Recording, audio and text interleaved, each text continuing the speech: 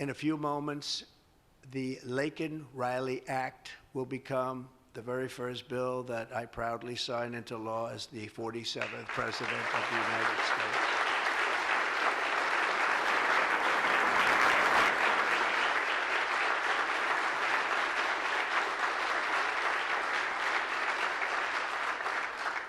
Laken was a brilliant and beautiful 22-year-old nursing student from Georgia, the best in her class. She was always the best. They would say, Laken, how do you do this? And what do you do? They were always asking her questions. She was respected by everybody, even her teachers. They respected her so much. From the time she was in first grade, Laken knew she wanted to spend her time caring for others. That's what she did. To her friends and classmates, she was a light of warmth and kindness in every single room. To her parents and family, she was everything in the world. They've had a miserable period of time. Just after 9 a.m. last February 22nd, Laken went out for a jog on the campus of the University of Georgia, but she was just never returned. She never came back, did she, huh? Parents are here, sister, all of her relatives. While on her run, Laken was attacked, viciously assaulted, beaten, brutalized, and murdered by an illegal alien gang member who was set loose into our country by the last administration. We are deeply honored to be joined today by Laken's parents, Allison and John, and her sister, Lauren. Thank you very much. Thank you.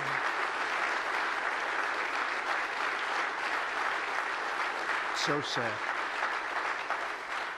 We were together right after that happened, and it's a tremendous tribute to your daughter, what's taking place today. That's all I can say, but it's so sad we have to be doing it at all. Thank you very much for being here. To Laken's family, we will keep Laken's memory alive in our hearts forever, everyone's hearts. With today's action, her name will also live forever in the laws of our country, and this is a very important law. This is something that has brought Democrats and Republicans together. That's not easy to do. Laken did it. Laken did it. America will never, ever forget Laken Hope Riley. The vicious criminal who murdered Precious Laken was an illegal alien member of the barbaric Venezuelan prison gang known as Tren de Aragua.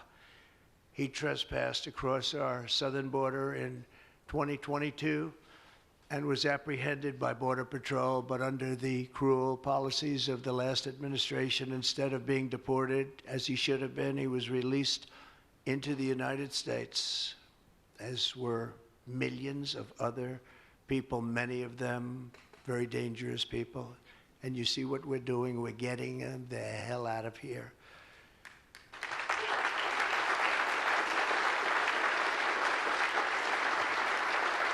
He was soon arrested again in New York City on charges of endangering a child, but because of New York City's deadly sanctuary policies, as we have in California and many other places, which we're going to end them, he was released again to reoffend. The Biden administration then provided this illegal alien criminal with a free, taxpayer-funded flight from New York to Georgia, where he was arrested yet again, constantly, this time for stealing from a Walmart along with his gang member brother, who was a bad one. Only after being released a third time by the U.S. law enforcement did this cold-blooded criminal go out in that fateful morning hunting for women on whom to prey. That's what he did. He hunted. It was like a hunter. And we're going to show him who the hunter is. This horrific atrocity should never have been allowed to happen. And as president, I'm fighting every single day to ensure that such a tragedy never happens again. We don't want this to happen.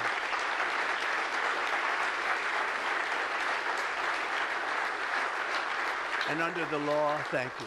Under the law I'm signing today, the Department of Homeland Security will be required to detain all illegal aliens who have been arrested for theft, burglary, larceny, shoplifting, assaulting a police officer, murder, or any crime that results in death or serious injury. In addition, for the first time ever, this act gives state governments the ability to sue the federal government for immediate injunctive relief if any future administration ever again refuses to enforce the immigration laws of the United States, like happened for 4 long years.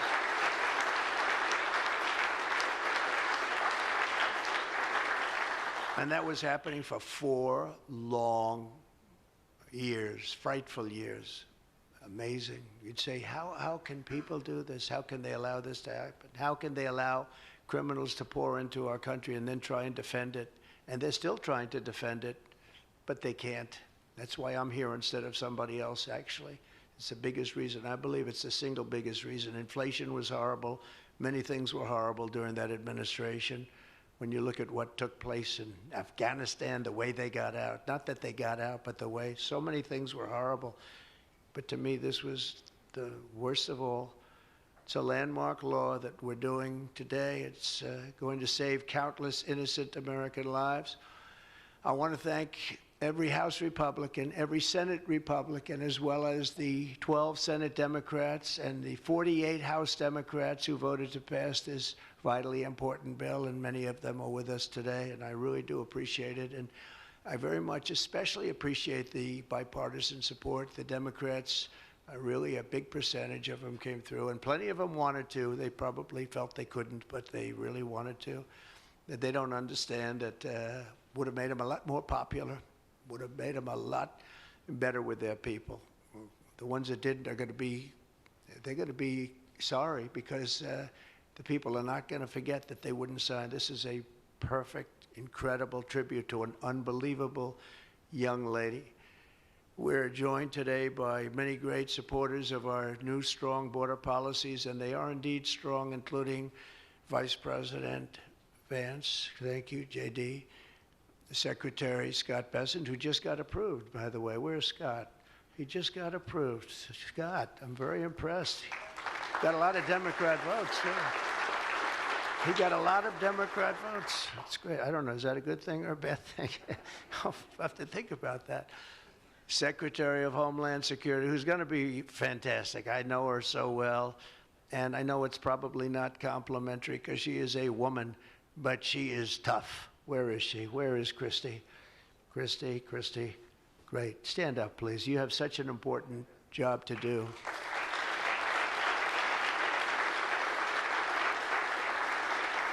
Really great. Thank you very much. And don't let that look fool you. That look is, she's tough, and she cannot stand what she's having to sit here and even listen to this today. Another one who's done a job like nobody that I've seen in a long time, Tom Homan. He's my friend, but he is something special. He's something special. Great. And Tom and Christy, the numbers are unbelievable. What's happened? It's like just shut down. Nobody thought that was even possible. It's just shut down. They showed an area that a year ago had thousands and thousands of people rushing into our country, and today there was nobody there. It was like a beautiful sight. And also Senate Majority Whip John Barrasso. Great guy, great guy. Thank you, John. And I also want to thank the bill sponsors, Senator Katie Britt. Katie, thank you, Katie. And Congressman Mike Collins. And Mike, you were fantastic from Georgia. He took this, he loves his state, and he took this very personally. So it's, thank you very much, Mike. As well as Senate Judiciary Committee Chairman Chuck Grassley. Chuck is here someplace. Chuck, thank you very much. You look great. And House Judiciary Committee Chairman Jim Jordan, who's a special guy, special man. And House Homeland Security Committee Chairman Mark Green. Thank you very much. Thank you, Mark. And we have many other congressmen and senators, but I'm not going to introduce because this is about your daughter. This is about something that's so important, and we're going to just go along. Thank you also. We have to say Burt Jones is in the room, and Burt is your lieutenant governor, and he was on this like you wouldn't believe. Thank you very much. I see you sitting there. Thank you very much. So we have state, local officials, we have law enforcement organizations, we have everybody. Most of them are in the room or represented in the room, and they're incredible people, and I've never seen them come together like they have for this. I've done many of these, not of this kind, but different bills, different passages having to do with many different things, from homeland security to inner security to taxes to 50 different items. I've never seen such support as you have today and as your great daughter has today. So I've never seen anything like it. And we have to thank your daughter for that, because she's going to save a lot of lives. She's going to be responsible for saving a lot of lives.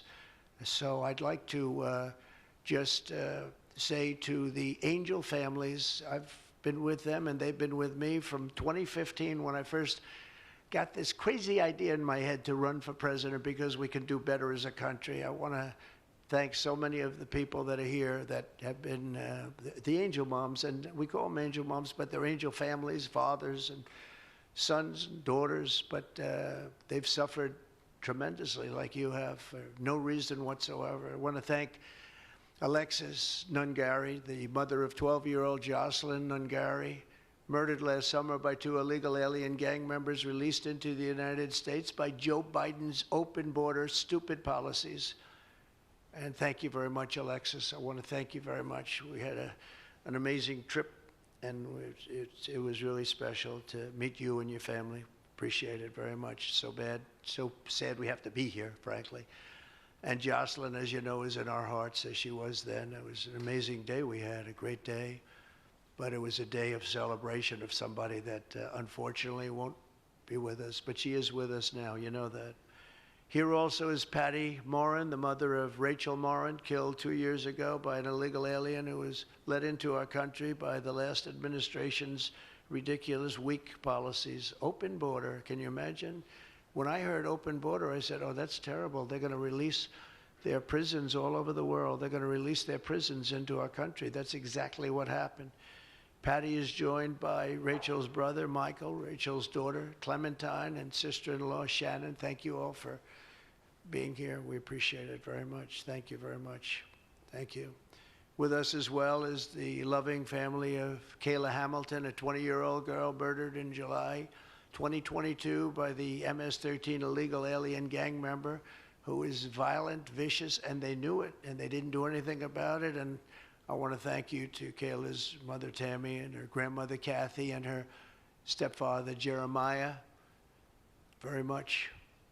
And finally, I want to thank others who have also suffered this horrible scourge that goes on with young people being killed, and other people too, but young people, largely young people being killed.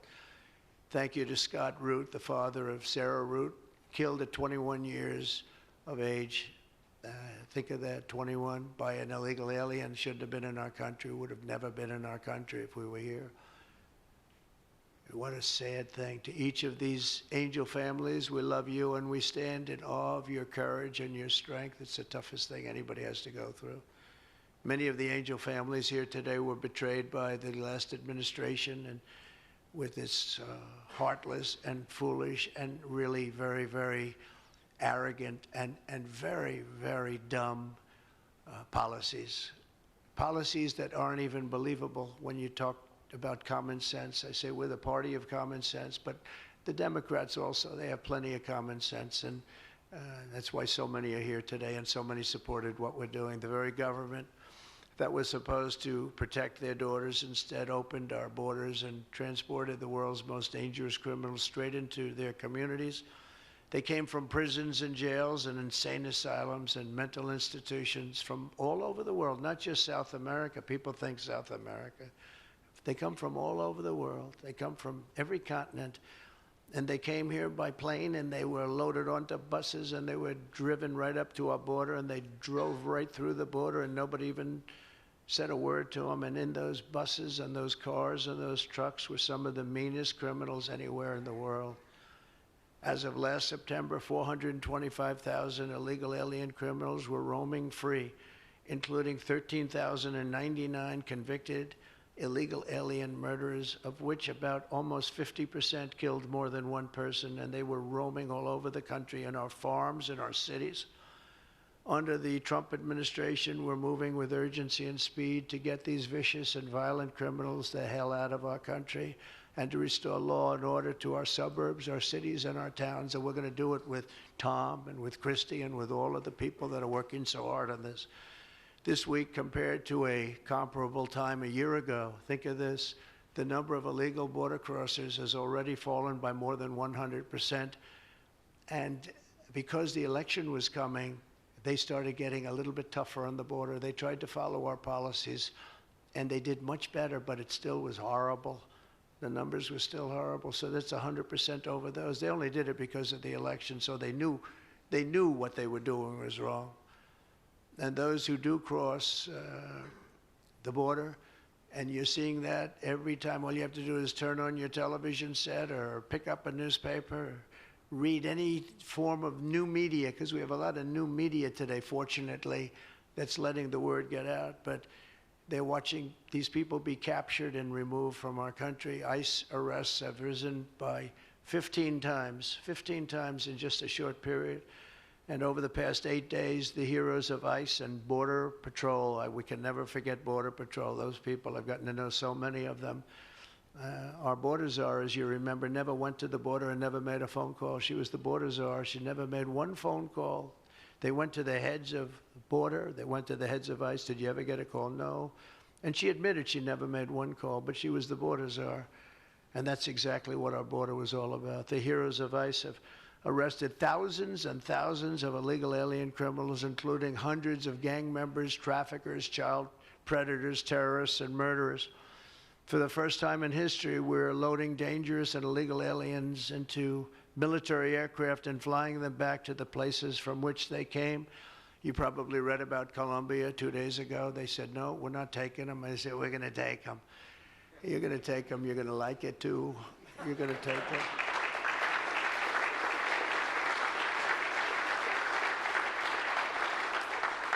They talked about, we're not going to take people that are in shackles. I said, well, but the people that are in shackles are murderers, they're drug lords, they're rapists, they're very tough people. They make our criminals look like very nice people. That's about the only thing that comes out of this. And I say, could you imagine you're a pilot on the plane and you have your co-pilot, and you're sitting there and you have 150 people, no shackles, and they like to murder people? This would not be a good flight. So Colombia apologized to us profusely within an hour based on something I said, meaning you're going to pay tariffs like nobody's ever paid tariffs before. But they actually wanted to terminate his position. They're essentially Congress met, and they were very angry with them. But they actually said they were going to send the presidential plane to pick up these criminals and to bring them because they didn't want to inconvenience us or have us do a second flight, and that's what they did. And I appreciate it, and I do appreciate the people of Colombia are wonderful people, and the representatives really acted well, and I appreciated they took back that tough talk. But, you know, we may have tough talk from others, but it's not going to mean anything. They're going to all take them back, and they're going to like it, too. They're going to like it. They're going to take it back, and they're going to like it.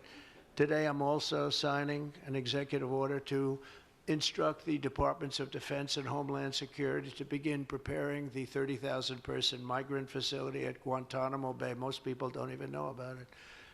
We have 30,000 beds in Guantanamo to detain the worst criminal illegal aliens threatening the American people. Some of them are so bad we don't even trust the countries to hold them because we don't want them coming back, so we're going to send them out to Guantanamo.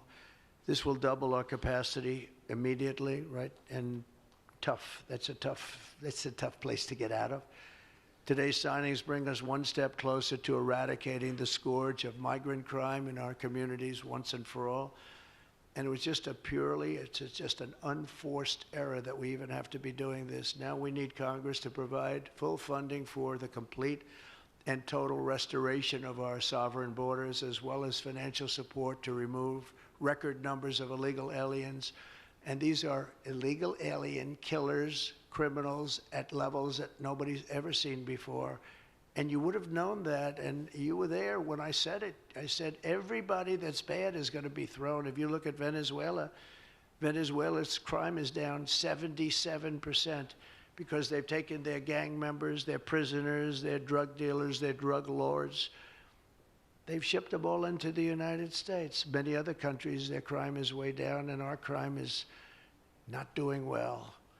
But we're going to have it do really well very soon, and we're shipping all these people back where they came from. And now, before I sign the Laken Riley Act into law, I would like to ask Laken's really incredible mother, who I've gotten to know. A very sad day I got to know her. But this is an amazing tribute to an amazing young person. And if you could come up, Allison, and say a few words, that would be great. Thank you very much.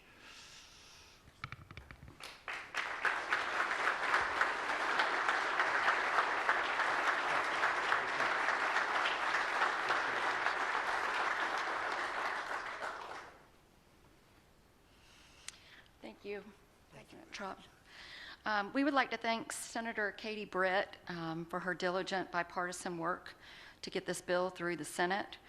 We'd also like to thank Congressman Mike Collins for his unwavering passion and for leading on the Laken Riley Act from the start.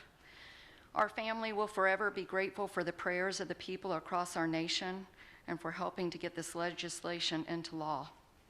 We also want to thank President Trump for the promises he made to us. He said he would secure our borders and that he would never forget about Laken. And he hasn't. He's a man of his word. We trust that he will fight for the American people. Most importantly, I want to thank our Lord and Savior, Jesus Christ, because without his sacrifices, Laken's story would have ended on that horrific day that she was taken from us.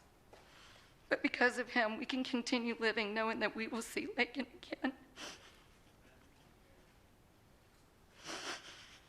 There's no amount of change that will ever bring back our precious Laken.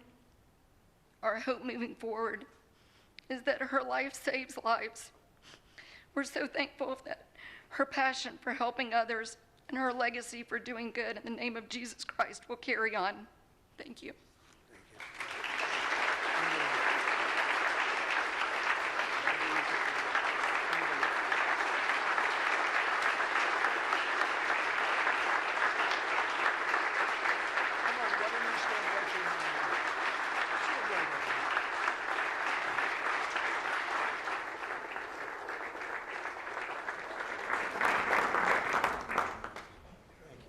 Sign this in honor of Laken Riley.